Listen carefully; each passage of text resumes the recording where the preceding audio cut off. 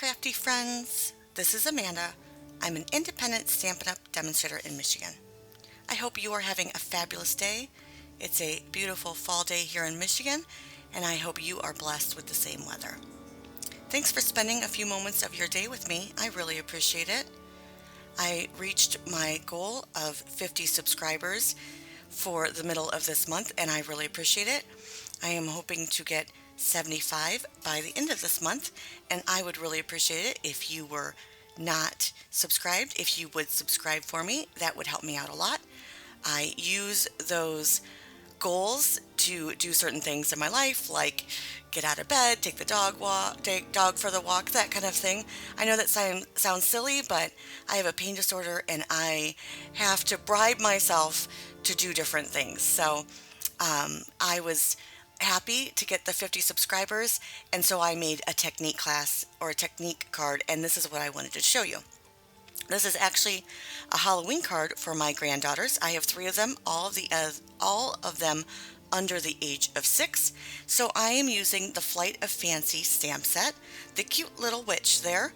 I'll be doing some masking, so we're going to start by stamping off our witch on some masking paper. Now, I have only used this Thermal Web Masking Magic. I've never used anything else. I'd love to hear your opinions about other brands, but this is what I'm using. This is what I have available to me. And I will not be stamping on my Masking Magic the back part of the broom and those wispy, kind of like trailing, circly lines back there. I will be putting them on my card, but I will not be masking them because of course they're just lines and that's very difficult. And I'm only really going to be masking off the witch, a little bit of the broom, and of course the mouse. Now you'll notice that I did not stamp the moon, and that's because I am going to create my own moon, a night scene, and she's going to be flying through a large moon, which I think will just be adorable. So I'm going to take my large stamp and put it in my Stamparatus. First of all, because it's a large stamp, and second of all, because I'm actually going to be doing some clear embossing. How I remove the moon from the stamp, I chose not to cut it because, there might be a day that I do want it, but also because I normally don't do surgery on my stamps, I'm a little bit afraid to do that. But how I do that is I use a wet cloth to remove the ink from the moon, and then I use my microfiber cloth to remove the dampness of it. So you will see here that I'm making sure that I have nothing on my moon, and I will wait for a little bit for this to dry. I know that's silly because I know that dye ink dries, but I just didn't want to smear it. You know what I mean? So I just counted to 3, and then instead of sliding my embossing magic pad or my embossing magic buddy over my image, I actually just tapped it down. That made me feel a little bit safe. So then I will clean it off, put Versamark on it, put it right back over the same exact stamped area, and I have a clear embossed image. I really do not like black embossing powder. I think it makes an absolute mess. It always leaves a little bit of residue, and so this is how I clear emboss my black, or this is how I use black. This is how I emboss black. I use clear embossing over black ink. I'll just use a small paintbrush to get off any of those fine little pieces of powder because I do want this to be a really great night sky with no blemishes in it. And I'll take my heating tool, and this is the best part of heat embossing is when it melts and it just turns. It's so mesmerizing to watch. But how I emboss is I go from back to front and front to back. I of course let my heat tool heat up very hot and I don't bring it to my paper until it's extremely warm. Then I go from back to front and front to back. And as you can see, I have a pretty straight piece of paper there, not too much warping, which, is the main goal. Now, you'll notice that I also waited to cut out my little witch here from the embossing magic. And that's because I let the ink dry. This embossing magic has like a film, it's almost like a little bit of plastic, I guess. So I waited to let for that to dry. Notice I don't do the legs. I don't do any of her hair. I don't do the pom-pom on top of her hat. I don't do the wand. And of course, I don't do anything further back than the little bit of after the after the mouse. Sorry about that. I'm going to then take a circle die that is about 2 inches or however large you want your moon to be, and I'm using both the positive and the negative of this die cut on the masking magic. I will see kind of where I want it first. You know, I wasn't sure if I wanted the whole witch or just half the witch. It kind of on the fly, what do I want and where? But first I'll put the mask over the witch, and then of course the negative piece of the circle negative over that. Now this masking magic is very easy to use, and it does have a slit in the back, so you can remove just little pieces of the pieces of the mask, but there's only one slit, so I didn't see like I did here. There's a slit in it, so it really does make it pretty easy. But of course my witch wasn't in that area where I could just do it half and half. I had to find it, but it was pretty easy. You guys saw me take no time just to grab it. Alright, now that I have everything pushed down firmly, I am going to make the moon. And to start out, I want to show you that you can use an ink dauber and crushed curry, that's what I chose to use, and just go around your moon. It will take a little bit of time, or you can use an ink blending brush, which is what I chose to do. I really liked the color of this moon, but I thought it needed something a little bit warmer, so I'm going to add some pumpkin pie. And I think the pumpkin pie does the trick. What do you think?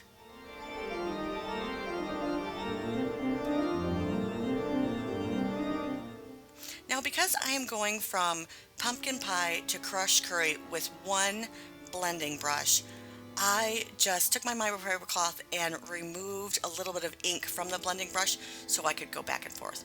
I think I do have an orange blending brush around here, but it wasn't in arm's reach, and orange and yellow is almost in the same family, so I chose just to brush it off with my microfiber cloth.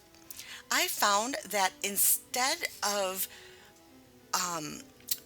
pulling up your negative of the circle and then putting your circle die piece of masking over the moon, I found it easier to leave everything down, then place it inside to give it a little bit more of a reference point.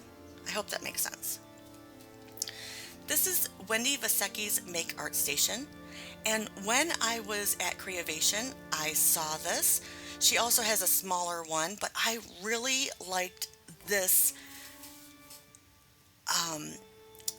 magnetic board to do all of your blending with it. Even though I have my hand down, you don't need to have your hand down to hold it.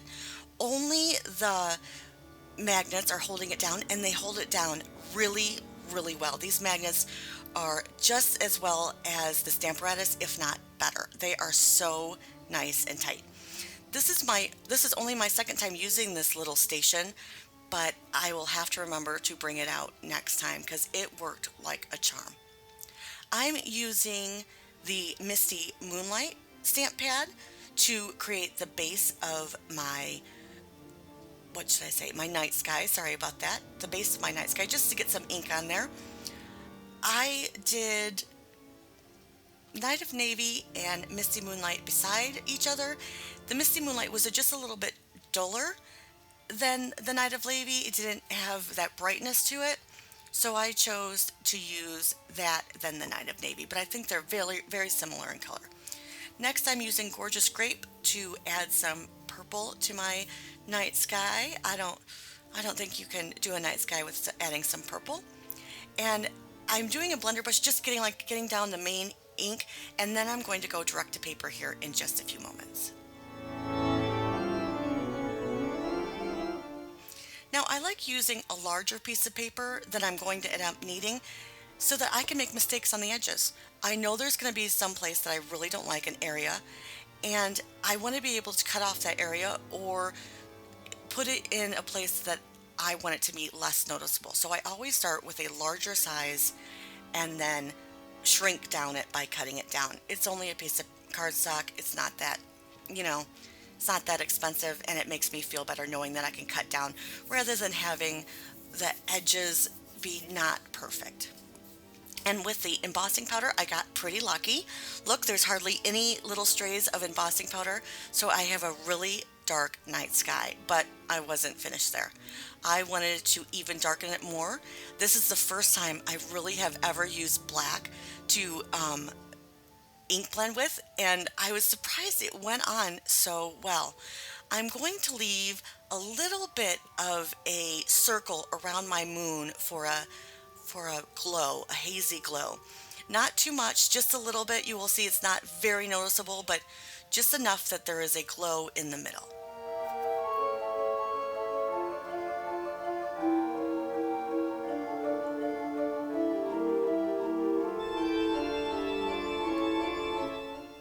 Next, I'm going to be taking some frost white ink for the stars. I think that you have to have stars, of course, and I wanted the stars to be a little bit shimmery. Now, the reason that you're looking at this blank piece of paper here is because I forgot to videotape my coloring. So, sorry about that. It turned off and I never got turned back on. I'm going to start here coloring everything with my light soft suede marker. I'm sorry, all of the broom I meant. Sorry about that, but I'm going to make one pass of the color everywhere I want the brown to go. Then I'm going to darken it up with the dark soft suede just in the area that I want the darkness, the dark or the shadow to go, on the bottom edge of the broom handle and in the middle of the broom where all of the, what are those called? Twines, I guess, would be in one, it would be scrunched in together. So you can see it goes from light to dark, and I'm going to next color my mouse in smoky slate. Know that I color my entire object that I want the color, and then bring in the darker smoky slate for the ears, at the bottom of the little mouse and around its arm, and then I will take the light smoky slate and try to blend that out.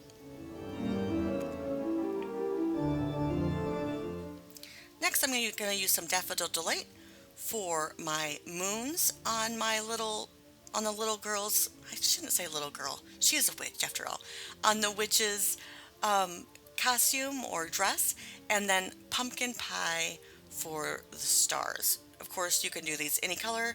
I thought it would be nice to maybe even leave them white and add some sparkling over them, but I chose to do purple, pumpkin pie and Daffodil Delight. All right, here I'm using ivory, and where I want my shadows, I run my marker over it several times, as you can see, and there's a shadow right underneath her hat and on the sides of her chubby little cheeks. Next, I chose to do my purples first by starting out with the dark purple posy, the dark purple posy, just to get my area wet. Then I'm going to come in with some light Heather Highland, then shading it with dark Heather Highland, if I got that right. Yes.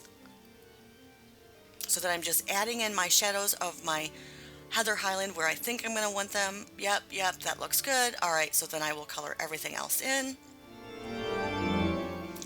So this will make this area wet enough that I can, really get these colors to bleed together. And that's the goal.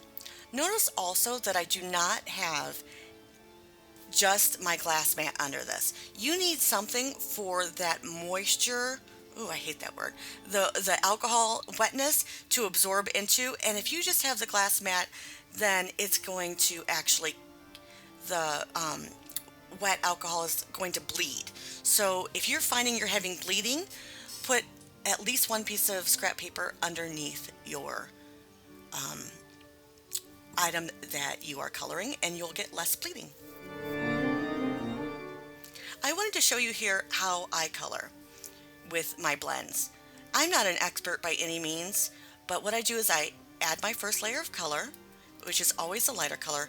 Then I come in and add my darker color just to one side.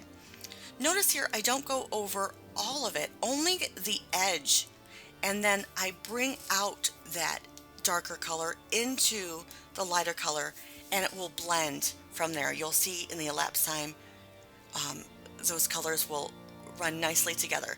So if you're going over all of your darker shadows with your lighter color, you're just going to bleach out that other color. So really only do the edge, only take the edge of that darker color and kind of blend out with the lighter color. I hope that makes sense. If you have any questions about that, let me know, and maybe I'll do some more coloring. Now, of course, this witch's hat is circular, so the edges will get darker around, it'll get darker around the edges. All right, but we're back to this card because hooray, I finally started taping again. And we're going to add from the festive corners this word spooky in white embossing, and also the corner cobweb, which I just love here in white embossing. Now, some people use the white, oh, this is a photopolymer stamp set, sorry, so you will want to use your piercing mat. But some people use the white, craft white ink, and I just don't. I don't think it gives a very nice coverage, so I always use my Versamark for even doing white. Yes, I know you can see white better when where you're stamping, but I don't think it gives a very nice image. It just is bubbly. I don't know what to say. Let me know if you find that the same, or if you have your craft white, if it comes out pretty even, or if you use Versamark for your white. And again, I'm just going to magically change this from a powder to a solid. I love this part. It just adds something so special. Next, I'm going to take about a 2" by 7, oh no, 2 by 5, I think. No, it's definitely 2 by 7. 2 by 7 inch, and I put it in the Cobweb 3D embossing folder. You can see it right there. And I emboss that. I'm going to be cutting it down just a little bit, but yeah, I wanted to stick that right there on the edge just to give it some texture. I didn't want this to be completely a flat card. And notice I'm cutting this down an awfully lot. But I think it was well worth the edges. Now, here I want to tell you what I should have done was I should have picked up a black marker and went around the edges. But I didn't. I completely forgot, but I will for the next video, I promise. Also, these 3 little bats are from the Howlow's Magic Night die set. And then I will just banner this cute little piece of paper at the bottom, set this down with some dimensionals, and I'm good. I will add some rhinestones to this, some iridescent pearls or some rhinestones. We'll have to see which one looks better.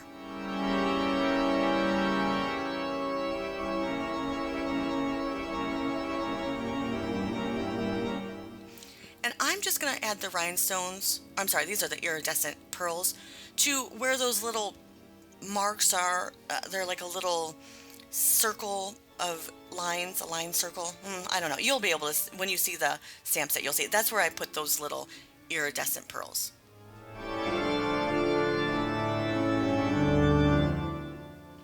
And I just glued my little banner that's cobwebbed embossed flat to my piece of paper, and we do have black dimensionals, which I love, but I only had the babies. I only had the Barbie ones, as Lori calls them.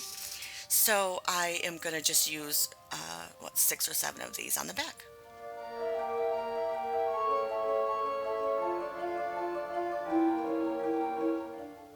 even though the background is dark, I think it pops enough, and the witch, you can see everything, all the, because I embossed it, all of those dark lines you can see really well. What do you think?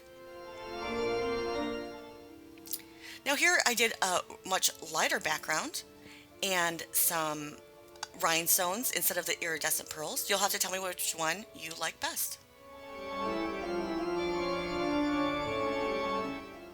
I'd love to hear your comments, your suggestions on what I can do next. Please give me a thumbs up if you like this video or if you'd like me to continue, which I'd really appreciate if you would. And I hope you subscribe. My next goal is to walk the dog, which I have a very large German Shepherd mix, and she walks me and I don't walk her. But normally that's my husband's job, but I'm going to be doing that for a week when I get 75 subscribers. So thank you so much. That gives me a little bit of exercise without hurting my pelvic floor. Thanks again. I hope you guys have a wonderful day.